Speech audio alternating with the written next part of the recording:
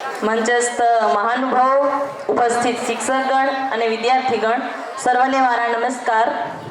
આજે તો આમ તો આપણા માટે દુઃખી અને સુખી બંને દિવસ એક સાથે છે।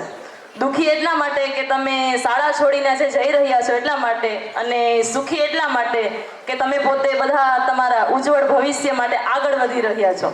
ત્યારે હું એટલું જ કહેવા માંગીશ કે જેમ પાનખર પછી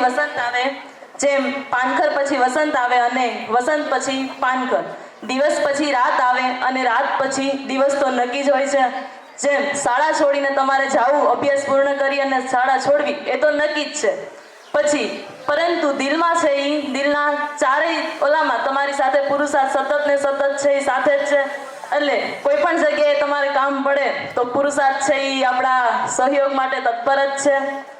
છેલ્લે હું એક પંક્તિ કહીશ અને મારી વાણીને વિરામ આપીશ। જેનામાં આત્મવિશ્વાસ હોય, જે વ્યક્તિની અંદર આત્મવિશ્વાસ હોય તેની હાર પણ જીત જ હોય છે। મિત્રો, સતત ને સતત તમારામાં આત્મવિશ્વાસ વધતો રહે એવી તમને બધાને શુભેચ્છાઓ। ધોરણ 10 અને 12ના વિદ્યાર્થીઓને પોતાના ઉજ્જવળ ભવિષ્ય માટે શુભકામનાઓ।